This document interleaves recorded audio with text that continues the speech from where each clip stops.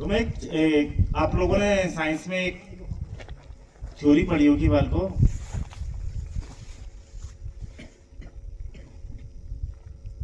Charles Darwin की। सुना? Darwin का नाम सुना? सबने सुना होगा सर। साइंस 10 में जो बच्चे पढ़े हैं और 10 में डार्विन की थ्योरी है। क्या है उनकी थ्योरी का नाम? क्या है? क्या नाम है? ऑरिजिन ऑफ स्पीसीज नाम की एक बुक लिखी थी उन्होंने। ठीक है, तो वो डेवलपमेंट के बारे में बताते हैं कि किस प्रकार से नई जातियों की उत्पत्ति होती है। ऑरिजिन ऑफ स्पीसीज, नई जातियां कैसे डेवलप होती हैं। तो उन्होंने 4-5 बातें बताई थी। वो दरअसल क्या, एक नाविक थे, समुद्र में यात्रा कर रहे थे और यात्रा करने के दौरान उन्होंने ये पाया कि किस प्रकार से जो नई नई जातियां डेवलप होती हैं, किस प्रकार से जो जीवों का विकास होता है। तो उन्होंने 4-5 बातें उन्होंने मेंशन की कि इस प्रकार से एक नई जाति की उत्पत्ति होती है। तो पहली चीज उन्होंने बताई कि प्रत्येक जीव में संतान उत्पत्ति की प्रचुर क्षमता है। तो एक उन्होंने बहुत सारी रिसर्चें की। उन्होंने कहा, मूंगे का उदाहरण दिया है कि मूंगे में 2.5-2 करोड़, मतलब करोड़ों अंडे देता है मूंगा, और करोड़ों अंडे देने के बाद अगर मूंगे के करोड़ों अंडे सर्वाइव कर जाते हैं तो सारे के सारे समुद्र पट जाते हैं। लेकिन ऐसा नहीं होता है। उन्होंने एक हाथी का उदाहरण दिया कि हाथी भी 200 साल में अगर एक हाथी से भी बच्चे होते हैं तो हाथियों की संख्या इतनी हो जाती है, जंगल पूरे नष्ट हो जाते हैं। लेकिन ऐसा भी नहीं होता है। कुत्ते का उदाहरण आप सब लोग देख सकते हैं कि कुत्ते अगर साल भर में 5-6 बच्चे दे तो पता चले कि अगर वो सारे के सारे सर्वाइव कर जाएं तो गांव में पता चला कि आदमी से ज्यादा कुत्ते हो जाएंगे। लेकिन ऐसा भी नहीं होता है। तो उन्होंने कहा कि ऐसा क्यों नहीं होता है, इसके पीछे क्या काम करती है। तो कह रहे कि जीवन में संघर्ष चलता है। दूसरी चीज बताई उन्होंने कि पहली चीज की संतान उत्पत्ति की प्रचुर क्षमता है। दूसरी बात कह रहे हैं कि जीवन में संघर्ष चलता है। तो ऐसे क्या उन्होंने इस बात को बताया कि संघर्ष में क्या होता है कि जो जैसे कुत्ते का पिल्ला ही होता है कि 4-5 कुत्ते के पिल्ले सबने देखे होंगे, उदाहरण सबने देखा होगा कि उसमें से क्या होता है, एक अपनी मदर का ज्यादा दूध पी लेता है तो वो हेल्दी हो जाता है, बाकी कोई बीमार हो जाता है, कोई कम लड़ने झगड़ने में आपस में 4-5 में स्ट्रगल चलता है, झगड़ा चलता है, और उसमें से एक जो है कमजोर हो जाता है, 2 कमजोर हो जाते हैं, 3 कमजोर हो जाते हैं, और 1-2 ही उसमें से सर्वाइव कर पाते हैं, बाकी जो है प्रकृति द्वारा मार दिए जाते हैं। तो इस प्रकार से क्या होता है कि हमारे जीवन में भी संघर्ष चलता है। उस संघर्ष में हमने अपने आप को मजबूत बनाना होता है। उस मजबूती में अगर हम नेचर द्वारा सिलेक्ट कर लिया। तीसरी बात उन्होंने कहा कि नेचुरल सिलेक्शन।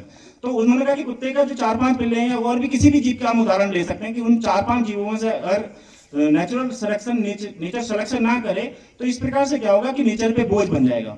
तो वैसे ही क्या है कि हमारा जीवन भी हम उससे कनेक्ट कर सकते हैं कि हम इस जीवन में बहुत सारे लोग पढ़ रहे होते हैं, ठीक है, बहुत कम नौकरियां होती हैं, और उन बहुत ऊंचे पदों पर जाने के लिए बहुत कम सीट्स होती हैं। मतलब आईएएस, या जैसे हम जंगल का राजा शेर कहते हैं, शेर की तरह एक पोस्ट है आईएएस की। तो डीएम जो जिसको कहते हैं हम, तो डिस्ट्रिक्ट मजिस्ट्रेट एक बड़ी पोस्ट होती है जंगल, मतलब एक हमारे समाज में जो हमारी सोसाइटी में निर्धारित की गई है, भारत में निर्धारित की गई है, तो सबसे बड़ी पोस्ट है। उस पोस्ट पे जाने के लिए लाखों की भीड़ होती है।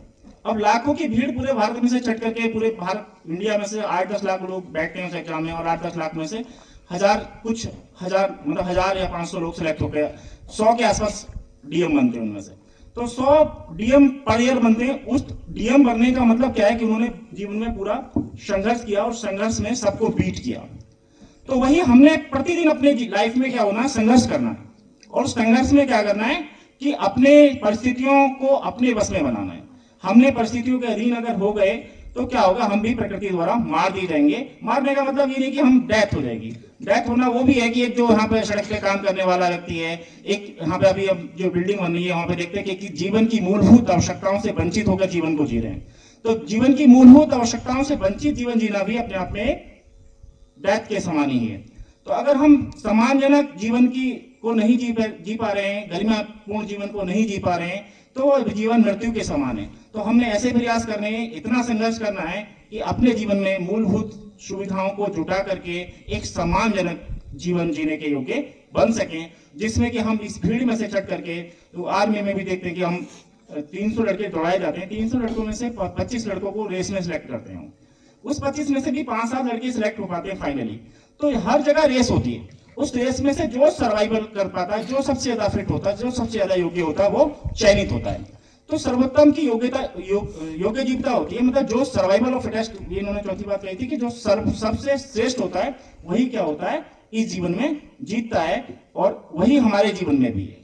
तो उन्होंने जीवों के उदाहरण दिया, तो अगर हम इसको अपने जीवन से कनेक्ट करें तो हम इतना मजबूत बनाएं अपने आप को कि इस आने वाली रेस में हमें कोई डिफीट ना कर पाए, हम इस रेस को जीत लें और अपने जीवन में एक ऊंचा मुकाम हासिल करें। धन्यवाद।